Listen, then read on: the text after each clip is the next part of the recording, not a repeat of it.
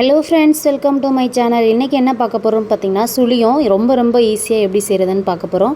அதுக்கு நம்ம கடலைப்பருப்பை வேக வச்சு எடுத்து மிக்சியில் ஒரு அடி அடிச்சுட்டு பாத்திரத்தில் வெள்ளத்தை ஆட் பண்ணி கொஞ்சமாக தண்ணி விட்டு நம்ம பாகு மாதிரி காய்ச்சி எடுத்துக்கலாம். தேங்காய் கொஞ்சமாக துருவியும் வச்சுருக்கேன், அப்படியே பொடிசாக கட் பண்ணியும் வச்சுருக்கேன். அதையும் ஆட் பண்ணி நல்லா மிக்ஸ் பண்ணிக்கலாம். கொஞ்சமாக ஒரு 2 ஏலக்காய் தட்டி போட்டுக்கிறேன். நல்லா போட்டு மிக்ஸ் பண்ணி விட்டுட்டே இருக்கலாம். அந்த பாகில் தேங்காய் மிக்ஸ் ஆகும்போது டேஸ்ட் அப்படி இருக்கும். தேங்காய் 1 2 கட் பண்ணி போட்டிருக்குது. அப்படி நம்ம சுழியத்தை கடித்து சாப்பிடும்போது அவ்வளோ ஒரு டேஸ்ட்டாக இருக்கும். அந்த மாதிரி ட்ரை பண்ணி பாருங்கள், செம்மையாக இருக்கும். இப்போ நம்ம மிக்சியில் அடித்த கடலைப்பருப்பை இது கூட ஆட் பண்ணிக்கலாம். நல்லா ஆட் பண்ணிவிட்டு நல்லா மிக்ஸ் பண்ணி விட்டுக்கலாம். பாருங்கள், நான் கொஞ்சமாக ஆட் பண்ணி நல்லா மிக்ஸ் பண்ணி விட்டுக்கிறேன்.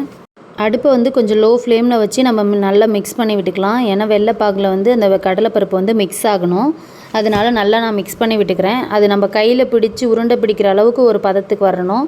அதனால் நான் நல்லா கடலைப்பருப்பையும் வெல்லம் தேங்காய் அந்த இதோட மிக்ஸை நான் நல்லா மிக்ஸ் பண்ணி விட்டுக்கிறேன்.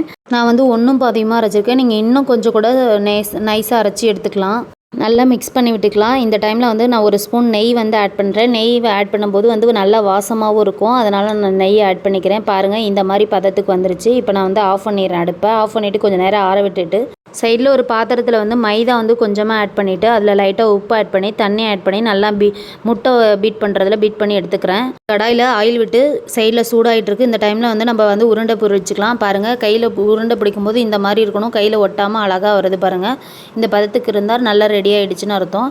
இந்த மாதிரி குட்டி குட்டியாக உருண்டை பிடிச்சி எடுத்து அந்த நம்ம மைதா வச்சுருக்கோம் பார்த்தீங்களா, அதில் டிப் பண்ணி நம்ம எண்ணெயில் போட்டு பொரிச்சு எடுத்துக்கலாம். பாருங்கள், இந்த மாதிரி தான். ரொம்ப போட்டு உருட்ட வேண்டாம், லைட்டாக டிப் பண்ணி போட்டாவே போதும்.